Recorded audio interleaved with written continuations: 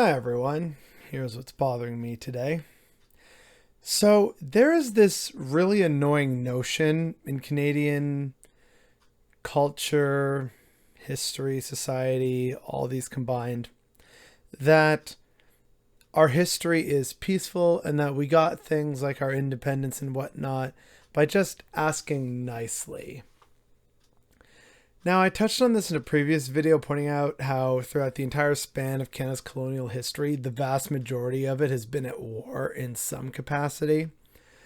But I don't want to do a rehashing of that. And in today's world, with a lot of labor movements and protests happening, I wanted to talk a bit about this, even though I know I've already done another video touching on that, including the Winnipeg General Strike. But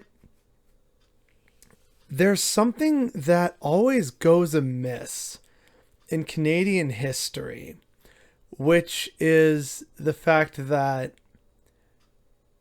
our fights happened often, but they weren't as heroically successful as in more historic examples, such as the American Revolution or the French Revolution or the Haitian Revolution.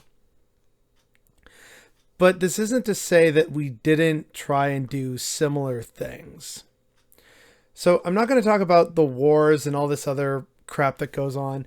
Instead, I want to talk about what leads to the development of Canada or helps spur it, and how Canada continued to grow and evolve into the Canada we know today.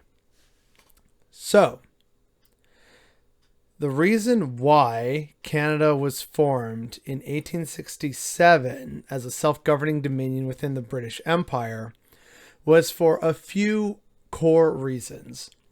One, the British Empire wanted to save money, and so if various different colonies united into self-governing dominions that were responsible for everything except for foreign policy, great, that's a load off the British Empire's minds. The second reason was that at that time was a series of events known as the Fenian raids that were happening in primarily Ontario and Quebec. I think there was a little bit in New Brunswick, but I'm not sure. Now, the Fenians were a group of Irish Americans who felt that if they could launch raids into Canada, which was then known as British North America, this could be a very effective way of applying pressure on the British, who currently at that point in time were ruling Ireland with an iron fist. They hoped that this would apply enough pressure to successfully convince Britain to lighten up a bit, if not leave Ireland alone completely, especially if one of their largest, if not I think the largest, white settler colony that they had in the empire at that point was under threat of rebellion, occupation, takeover, something like that. So the Fenian raids were another major reason why several then British colonies decided, if we all kind of got together and organized ourselves and shared a common interest and nation, that would be able to more effectively fight back against this really annoying threat. Because the Fenians were using America as staging bases, and Americans weren't really reining them in, and so they were just using places in upstate New York and Michigan and Maine, and I think even Vermont and New Hampshire as places for resting, getting their supplies before going on raids into Canada.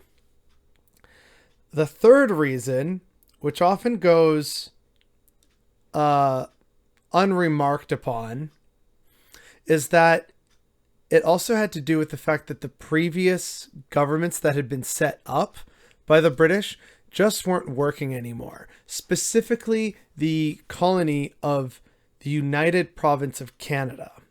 Now, the United Province of Canada was this unholy bastard union between what we now know as Ontario and Quebec. And it required a majority of both of these halves to pass any kind of legislation. I will remind you that the English and the French traditionally didn't get along, nor do Protestants and Catholics. So this was basically a recipe for disaster from the start. So then it makes you wonder, why did they create the province of Canada in the first place? And that falls upon a delightfully smug-looking bastard. And I can't remember his name off the top of my head. But basically, he was commissioned by the British Empire to come to British North America in the wake of the rebellions of 1837. And he was tasked with trying to figure out why the provinces, or the different colonies, of British North America were in rebellion, especially in 1837. Now, in his report, I think his name might have been Lord Durham, and it's the Durham Report. In his report, he accurately pointed out that the then colonists of what would become Canada were unhappy with a government that did not represent them, with a lack of access to democracy. If this sounds like no legislation without representation, you are absolutely correct. This was our version of it.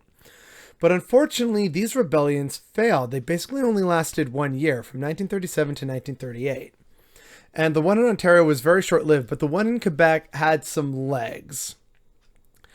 And so they wanted to have real representation and a voice, because they were tired of the ruling elites, the colonial elite, making all the decisions and being corrupt as all hell. So really, one of the main foundations of Canada directly came from a failed series of rebellions in 1837. No one really talks about that or the importance of it. It's usually just put as a footnote in Canadian history, which is really sad because it's more important than that. And then beyond that, after we get into Canada and the expansion of the provinces, this is where we get some other interesting developments that also go unreported in Canadian history. Many people seem to forget that half of our founding fathers, what we call the Fathers of Confederation, were against the idea of Confederation in the first place. In fact, one of Canada's first prime ministers, I think his name was Sir Charles Tupper, or maybe it was Turnbull, something like that. He was actually from Nova Scotia, and he was staunchly against the idea of unifying British North America. And yet he ended up leading it just, a decade or so later. Another very crucial person to how Canada got its current shape today is the former Premier of Ontario, Oliver Mowat.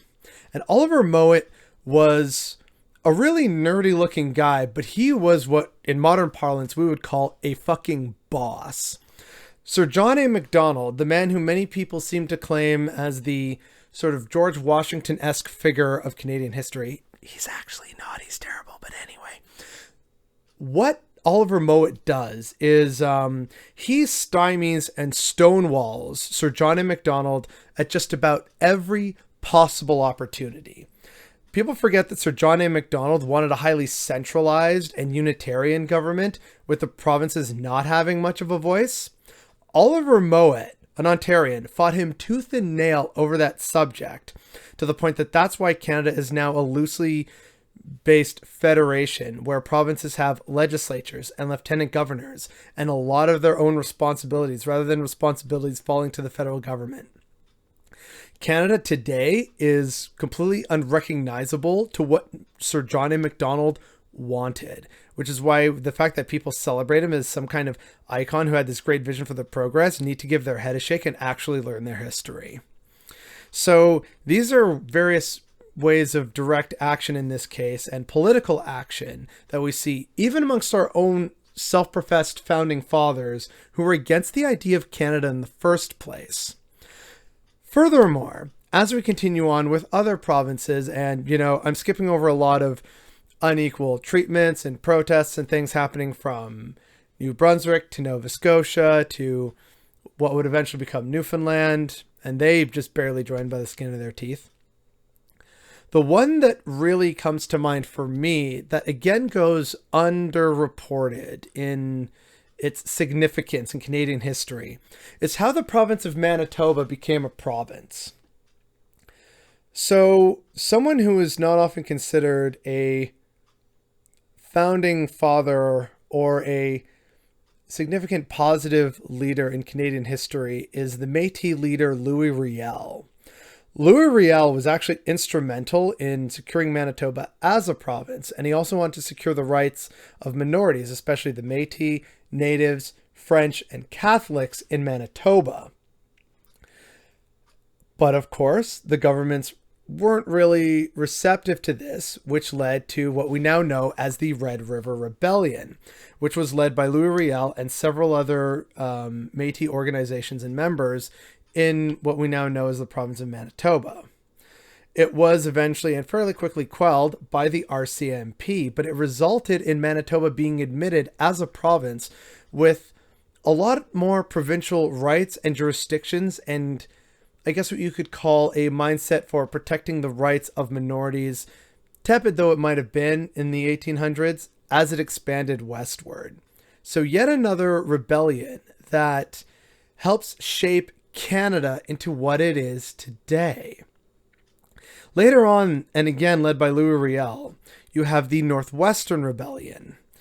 And unfortunately, it was again, well, I shouldn't say unfortunately, but it was another unsuccessful rebellious attempt at securing rights and positive changes for a group of people in the country.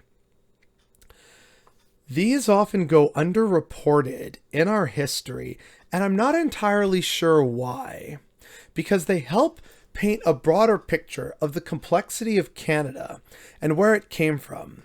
But if I had to suspect for anything, I would suspect that it has to do with the fact that it doesn't fit into the narrative of we peacefully asked the British to be independent and they just happened to be nice enough to say, you know what, sure. When it's always been a struggle for labor rights, for civil rights, for human rights, for provincial rights. It has been a struggle from before the ink was dry on the papers that declared the Confederation of Canada. This is, to quote Heritage Minutes, a part of our heritage. It is a part of our history, and yet it goes completely unrecognized and without celebration or appreciation. And yet it is so fundamentally part of how we got to become the nation we are today, in both good ways and bad ways. And just because these rebellions weren't successful doesn't mean that they shouldn't be talked about and acknowledged as having real, tangible impact on what it means to be Canadian today. And the fact that more people don't know about this or recognize this and celebrate it for the historical, moments in our history is definitely what's bothering me today.